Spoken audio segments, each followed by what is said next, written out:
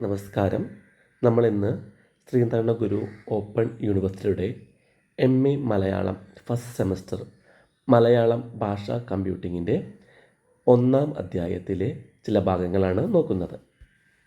മലയാളം ഭാഷാ കമ്പ്യൂട്ടിങ്ങിൽ വലിയ സംഭാവനകൾ നൽകിയ ചില സംരംഭങ്ങളെക്കുറിച്ച് പറയാം. CDAC മലയാള ഭാഷാ കമ്പ്യൂട്ടിങ്ങിനാവശ്യമായ സാങ്കേതിക സൗകര്യങ്ങൾ ലഭ്യമാക്കിയ ഔദ്യോഗിക സ്ഥാപനമാണ് CDAC. ഇന്ത്യൻ ഭാഷകൾക്ക് പൊതുവായി CDAC തയ്യാറാക്കിയ ഇൻസ്ക്രിപ്റ്റ് കീബോർഡ് ലേഔട്ടാണ് അച്ചടിക്കായി മലയാളം ടൈപ്പ് ചെയ്യാൻ സഹായകമായത്. കീബോർഡ് ലേഔട്ട് കൂടാതെ മലയാളം അച്ചടിക്ക് വേണ്ടി രേവതി, കാർത്തിക തുടങ്ങിയ ഫോണ്ടുകളും CDAC പുറത്തിറക്കി. അപ്പോൾ CDAC പുറത്തിറക്കിയ 2 ഫോണ്ടുകളാണ് രേവതി, കാർത്തിക എന്നിവ. ഇതിന് പുറമെ മലയാളത്തിന് വേണ്ടി വിവിധോദ്ദേശ പ്രോഗ്രാമുകളും CDAC ചെയ്തിട്ടുണ്ട്. വളരെ പ്രധാനപ്പെട്ട ഒന്നാണ് Malayalam open office software. Microsoft office പോലുള്ള ഒരു സോഫ്റ്റ്വെയർ ആണ് ഇത്. വരമൊഴിയെ വാമൊഴിയിലേക്ക് മാറ്റുന്നതിനുള്ള സുഭാഷിണി എന്ന പ്രോഗ്രാമും CDAC വികസിപ്പിച്ചതാണ്. നയന എന്ന പേരിലുള്ള ഒപ്റ്റിക്കൽ ക്യാരക്ടർ റെക്കഗ്നേഷൻ സിസ്റ്റമാണ് മറ്റൊരു സംഭാവന. സോഫ്റ്റ്വെയറുകൾ പുതുക്കാതിരുന്നത് CDACൻ്റെ ഒരു പരിമിതിയാണ്. ഇനി രചന അക്ഷരവേദിയുടെ സംഭാവനകൾ പരിശോധിക്കാം. മലയാളം കമ്പ്യൂട്ടിങ്ങിനായി പ്രവർത്തിച്ച ആദ്യത്തെ സന്നദ്ധ സംഘടനയാണ് രചന അക്ഷരവേദി. 1999 കേരള സർവകലാശാല ലെക്സിക്കൺ പഠന വിഭാഗത്തിലെ R. ചിത്രജകുമാർ, N. ഗംഗാധരൻ, PG വനഗവേഷണ കേന്ദ്രത്തിലെ കെയ്സ് ഹുസൈൻ തുടങ്ങിയവർ ചേർന്നാണ് രചന അക്ഷരവേദിക്ക് തുടക്കം കുറിച്ചത്. ആസ്കി എൻകോഡിങ്ങിൻ്റെ കാലഘട്ടത്തിൽ തന്നെ മലയാളത്തിലെ മുഴുവൻ കൂട്ടക്ഷര ലിപികളും എൻകോഡ് ചെയ്യുന്നതിൽ രചന അക്ഷരവേദി വിജയിച്ചു. ഈ ലിപികൾ ടൈപ്പ് ചെയ്യാനായി രചന ടെക്സ്റ്റ് എഡിറ്റർ വികസിപ്പിച്ചു. മലയാളത്തിലെ സമഗ്ര ലിപികൾ കമ്പ്യൂട്ടിങ്ങിനായി ഉപയോഗിച്ചു. മലയാള ലിപികളുടെ യൂണിക്കോഡ് എൻകോഡിങ്ങിന് അടിത്തറയൊരുക്കി.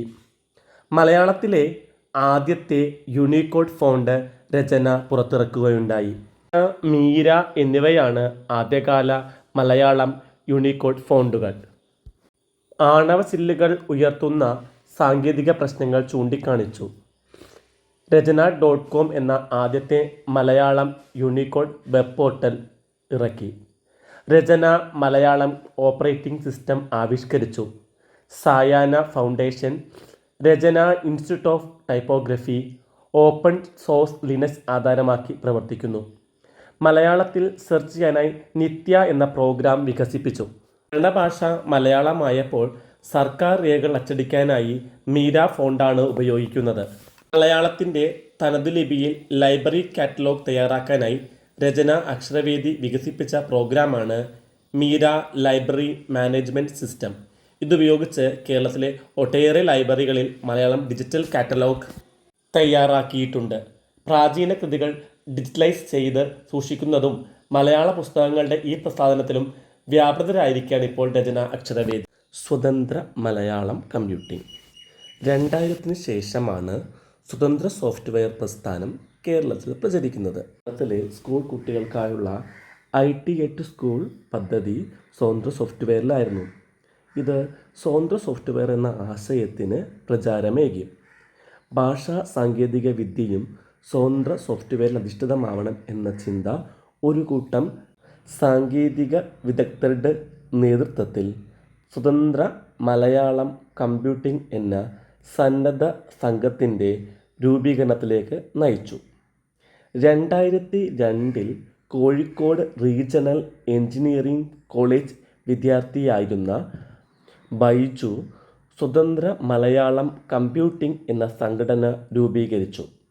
2004 GNU പബ്ലിക് ലൈസൻസിലുള്ള രചന യൂണിക്കോഡ് ഫോണ്ട് സ്വതന്ത്ര സോഫ്റ്റ്വെയർ പ്രസ്ഥാനത്തിൻ്റെ അമരക്കാരൻ റിച്ചാർഡ് സ്റ്റാർമാൻ മലയാളികൾക്ക് സമർപ്പിച്ചതോടെ ഇവരുടെ പ്രവർത്തനങ്ങൾക്ക് തുടക്കമായി. എൻ്റെ കമ്പ്യൂട്ടറിന് എൻ്റെ ഭാഷ എന്നതാണ് ഈ സംഘത്തിൻ്റെ ആപ്തവാക്യം. എൻ്റെ കമ്പ്യൂട്ടറിന് എൻ്റെ ഭാഷ എന്നതാണ് ഇവരുടെ ആപ്തവാക്യം. ഭാഷയുടെ തനിമയിലൂന്നിയ സാങ്കേതിക വിദ്യയ്ക്കായി രൂപം കൊണ്ട പ്രസ്ഥാനമായിരുന്നു സ്വതന്ത്ര മലയാളം കമ്പ്യൂട്ടിംഗ്. സ്വതന്ത്ര ഓപ്പറേറ്റിംഗ് സിസ്റ്റമായ GNU ലിനക്സിൽ സാങ്കേതിക പരിമിതികളും പിഴവുകളുമില്ലാതെ മലയാളത്തിൻ്റെ ഉപയോഗം SMSയുടെ പ്രവർത്തനങ്ങൾ വഴി സാധ്യമായി.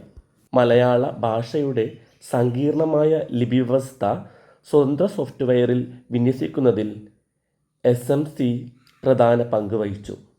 മലയാളം ഭാഷാ കമ്പ്യൂട്ടിങ്ങിൽ ഇവരുടെ സംഭാവനകൾ നോക്കാം. ശ്രുതി എന്ന ആലങ്കാരിക തനതു ലിപി ഫോണ്ട് വികസിപ്പിച്ചു.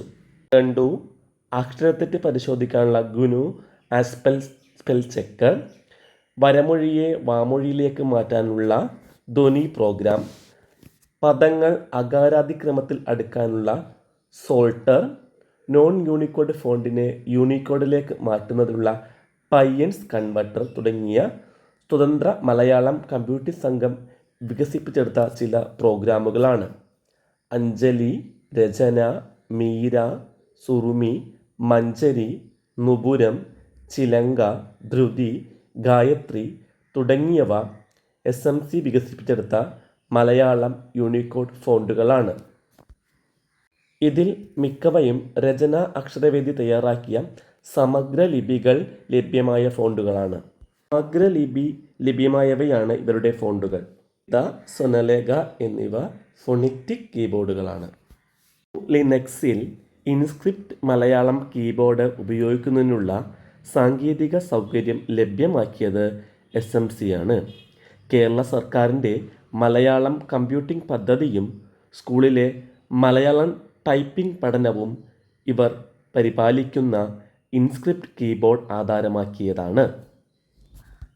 ഭാരതീയ ഭാഷകളുടെ സമ്പൂർണമായ പരിഷ്കരണം ലക്ഷ്യമിട്ടുള്ള പ്രൊജക്റ്റാണ് ശില്പ.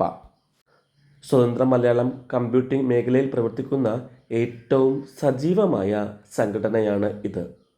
ഇതര ഇന്ത്യൻ ഭാഷകൾ സ്വതന്ത്ര സോഫ്റ്റ്വെയർ അധിഷ്ഠിത ഭാഷാ കമ്പ്യൂട്ടിങ്ങിന് മാതൃകയാക്കുന്നത് സ്വതന്ത്ര മലയാളം കമ്പ്യൂട്ടിംഗ് എന്ന സന്നദ്ധ സംഘടനയെയാണ്.